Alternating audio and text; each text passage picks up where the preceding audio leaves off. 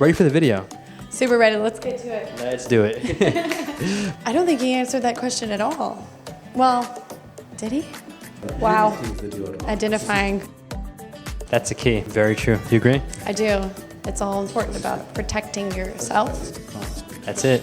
That was a unique story. Yeah, it is. Once you're identified with... I love that example.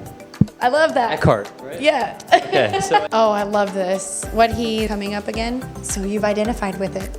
Oh my God. that I was trying to. You got it. She got it. Present practice.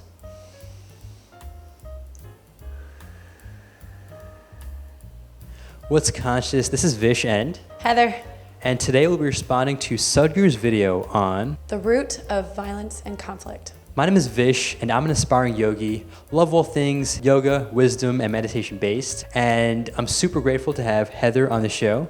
Want to introduce yourself? Hi, I'm Heather. I currently run a sensory deprivation spa. You can find me on Instagram at hreneexo. Awesome. And she also does model, right, part-time? Sometimes. Okay. Well, thanks for being here, Heather. And would love to hear what you all think again about what the root is. Before we start, you can comment down below. And also have noticed that a lot of y'all are watching, haven't subscribed, so don't forget to hit that subscribe button, which will be down below. And with that, Let's get started.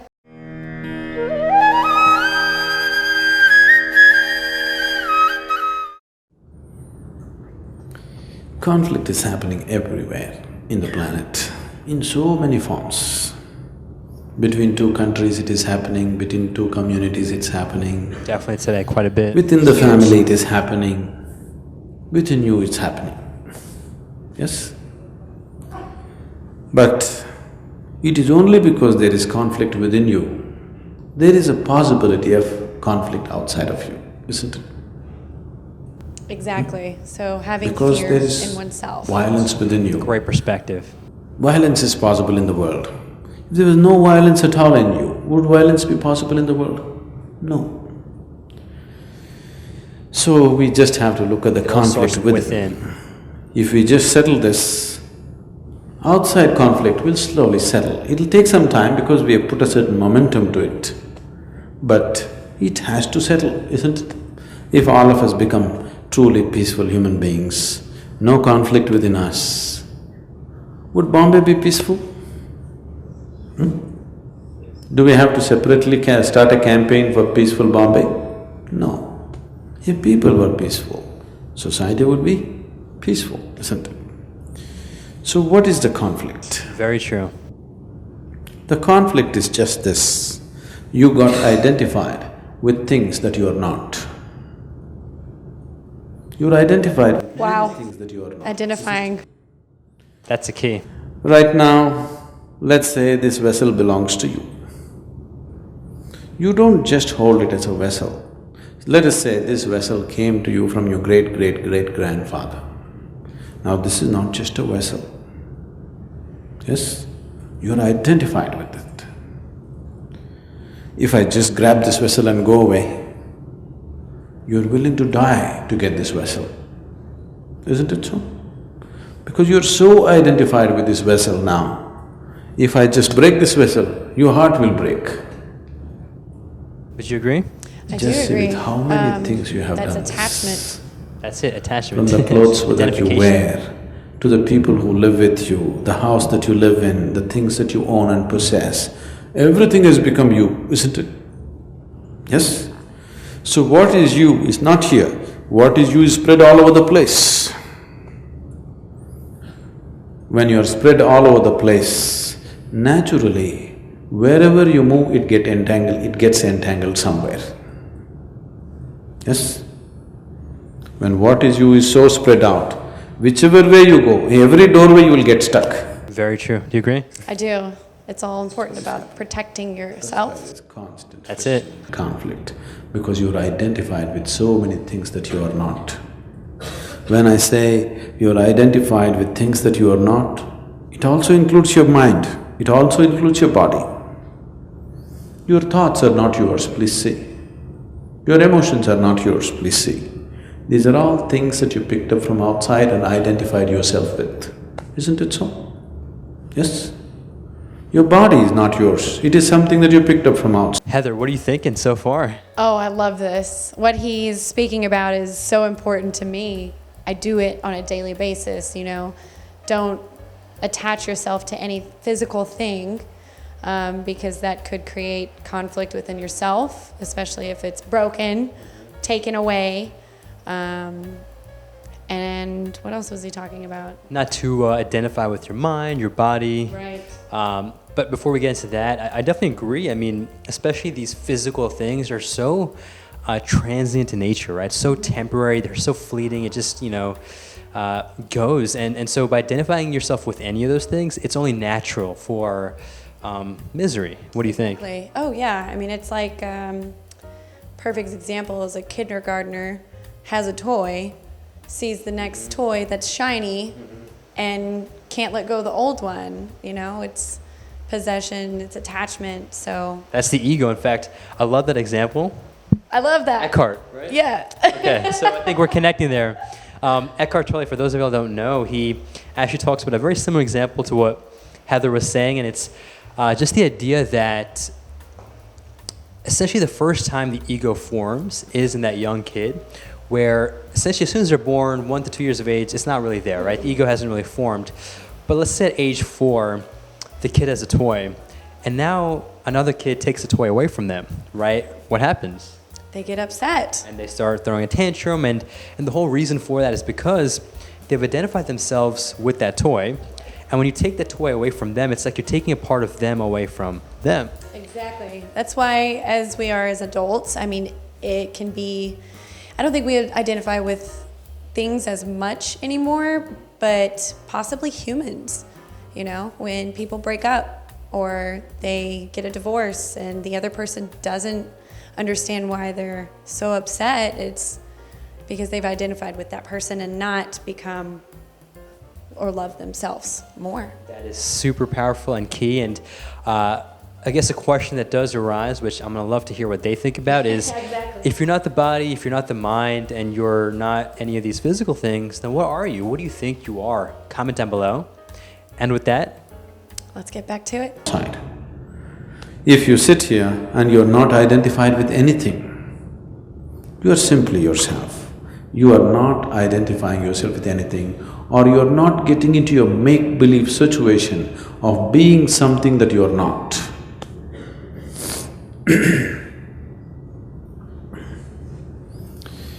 A man went to the psychiatrist.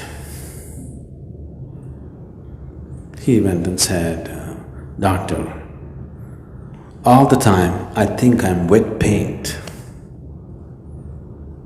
I'm afraid to touch anybody. I don't want anybody to touch me because I think I'm wet paint." Then the doctor said, "That's no problem, I will treat you." 6 months, the doctor gave him very expensive treatment. Then slowly the patient felt better. And then he one day came and said, "Doctor, I'm just feeling fine. I don't feel like that anymore. Thank you very much." He paid his bill and he wanted to shake his hands. The doctor said, "I don't want to get wet paint on my hands." that was a unique story. Once you're identified with things that you're not, you're hallucinatory in nature, isn't it? And all the conflict is coming simply because you're not in touch with reality. You're hallucinatory. Your thoughts, your emotions are all coming from certain identifications, isn't it so? If you can sit here, this Shambhavil will do to you. If you sit here, you will see your body is here, your mind seems to be somewhere out there, and you are somewhere else. That means you've gotten disidentified with everything. You're just there. Once you're not identified with the body, once you're not identified with the mind, can there be conflict? If you've known any kind of suffering in your That's a life, good question. the suffering has either entered you through your body or through your mind, isn't it so? Very true. Do you know any other kind of suffering? Once there is a distance between you and your body, once there's a distance between you and your mind, this is the end of suffering. This being cannot suffer anymore. question of conflict doesn't arise. Heather, towards the end, it seemed like there were some things you're unsure of. What's going through your mind? I guess I was questioning him saying once you don't identify with the body or the mind, I mean, I can somewhat agree with that, but I feel like it's more so you have to be conscious of yourself and your mind and be present, and obviously, you know, thinking that you're wet paint. It is all an illusion that you've made up, or that at least that patient made up. And who knows, maybe the doctor gave him a placebo. I think that's kind of the point, Yeah, of the story. It's all about you thinking you're something but you're not. Exactly. And let's kind of dive deeper into that first part, right? Which I'm curious to hear your views on. So you said you were unsure about, tell me if I got you right. So were you unsure about the part of suffering ending if you can create that distance from the mind and body? Does that make sense, or is that where you're unsure? What part were you unsure about? I guess I was just unsure about him saying that, but maybe he just said it in a way that I didn't understand. So how did you take that? I took it as him saying that we need to disconnect from ourselves completely. So that's a good point. I think this is where I think words are important, but again, I would say words are significant but not important. And so I think you actually nailed it in the sense that like, I think you got him, but like the way he said it might have come off a bit different. So even the word attachment, right? So there's this whole, as he says, like this whole new age kind of spiritual term, don't be attached. And so then I used to say this line, which I guess it does sound, and this is where words are, you know, relevant. I would say stay connected, but don't be attached, right? Have you heard of that phrase, or would you relate with that? Yeah, I agree with that. Yeah, I guess I don't attach with physical things, so. Yeah, so I think the key there is, again, maybe it's a play on words at this point, right. But there's connection, there's attachment, and there's identification, which I think are all three slightly different things. And so I think what he's saying, he does say this in a kind of controversial sense, because again, most of us tend to say, don't be attached, don't be attached. I think his key is to say, he apparently, in fact, encourages not to be attached, but he says you should be super involved. And what that means is that essentially everything that you do, whether it's brushing your teeth, walking the dog, doesn't matter, writing your thesis paper for a PhD, does not matter. The key is to give your all to everything. So in a way, you are attached, you are connected. Right. But the key there is to not be identified. And so I think the same principle applies to the mind and the body. Be involved, meaning like take care of it. So as you were saying, do what you have to do for the body, for the mind. Give it your all, give everything your all. But at the same time, don't be identified. And realize that you are not that. Because once you identify yourself with something that you're not, you get entangled. And then instead of getting involved, you get entangled. Does that make sense? Yes. No, now it makes sense. Totally. Okay, well, that's perfectly why as to why I'm here. I know I'm sure some of y'all also don't understand. And even for me, at times, I don't understand. And so by having us share our views and discuss about it, hopefully you can connect with it, or, you know, further just, you know, your views get strengthened, whatever that means. Right. But tying this back towards the question of the root of conflict. Right. Do you think that was answered in this video? I don't think he answered that question at all. Well, did he? Good question. That's what I'm saying. I don't think he answered that at all. I don't think he pinpoint the root of conflict and violence. Would you say, at least my interpretation, this could be wrong, and maybe it's, again, a very interpretive-based thing here, would you say that identification with something that you're not is the root? No, because I feel like fear, which, you know, you could be in a room and fear anything before it happens, so you're not. Why are you fearing it though? Let's use an example. Fear of something I guess you've seen before, maybe coming up again, so you've identified with it. Oh my God. That I was trying to. You got it. She got it. The hair. It's the hair. I get it. Okay. Well then, fine. Yeah. Well, okay. Perfect. And I was trying to, because I think I had it. And again, I'm not saying I'm, you know, this know-it-all either. I'm really not. I'm still learning, just like you and just like you watching. But I think I had gotten it, and so I just wanted to see if I could kind of trace you towards that direction. So hopefully that connected. Yes, it did. Perfect. And I do want to end off with just this one line too that I've heard, which is actually a question I'm gonna ask for you, and then also the viewers. And I find it super interesting. I think you would like it too. Would you say you're responsible for everything? I believe so, yes. Why do you say that? Well, we either put ourselves in a situation or we cause a situation. So you can cause conflict or you can walk away from it before, like identifying, not attaching yourself to it. Perfect. And I guess going off of that, what does responsibility mean to you?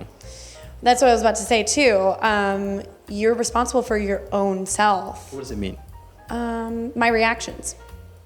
You know, I'm going to deliver something, but it's not, you know, it's my responsibility on that end. It's not your responsibility for my reactions. Heather's actually, it's really cool to see, and I could tell she has a wisdom within her. And I mean, you haven't seen too many of his videos, have you? I have not. Okay, I want to say I've watched a few of them that are popped up here on Instagram, here and there. Got you. Well, here's the key, right? I think that's what I've realized too. Wisdom, I think, is truly universal. And I think it's something that can't be copyrighted, can't be owned. It's all within us, right? And the moment we tap in, we all access the same dimension. So I just perfectly saw you do that. Yeah. And where I'm going with this responsibility word, right? So to me, at least, I think for most people, besides you, because you had, I guess, a more deeper understanding of it, it really comes down to the idea of taking the blame / ownership, right? At least that's what I used to think, right? I'm responsible for this. No, I'm not responsible for that, blah, blah, blah. But if you break down the word itself, and that's how Sadhguru does it so beautifully, it's the ability for you to respond. So a question now brings, that gets brought up now is, let's just say you're watching the news, right? And you see some car accident happen in the middle of Iowa, Right. whatever that means. Are you responsible for that? No, you're just responsible for how you react to it. You either brush it off or you get angry. So I think you're getting it, almost there. Almost? Yeah, almost. Again, not to say that I have the answers, just sharing what I know. And the key here is to realize that I would say, at least what I would interpret, at least initially, would be, there's no way I'm responsible for an accident in Iowa. Like, I'm not there and I didn't cause that. I'm not to be blamed. Right. But then the key here is to realize that it's not about that. It's, are you responding to you or are you reacting? Similar words, right? Mm-hmm. Are you responding while watching that on the TV or reacting? Is that happening? And the key is, it's happening. But the question is, are you doing it consciously or unconsciously, right? So that's where I think an unconscious response is a reaction, and the conscious reaction is a response. And so it's all about realizing that your responsibility is actually limitless. In fact, we're always responding to an environment, even now, as we breathe the air, as we, keep our feet on the ground, we're literally responding to the ground, Right. responding to the air. Mm-hmm. So our responsibility is limitless. Limitless. I agree. That's it. So a little Nice. lesson. Hopefully that makes sense. And I want to appreciate you for being here, Heather. Thank you all so much for watching. Would love to hear what you think about our discussion, whether you agree, disagree, or Sadhguru. Open platform here. Comment down below. And if you have any other video reaction requests or a personality guest that you want to see on the show, you can also comment down below. And remind the viewers, Heather, where can they find you and your company? Right. So you can find me on Instagram. It's HReneeXO. And then again, I work for True Rest Float Spa. It's a sensory deprivation spa here in Austin, Texas. We have 3 locations: Cedar Park, Austin, and then South Austin. All of that stuff will be down below. And with that, make a great day, take it joyful, and stay conscious.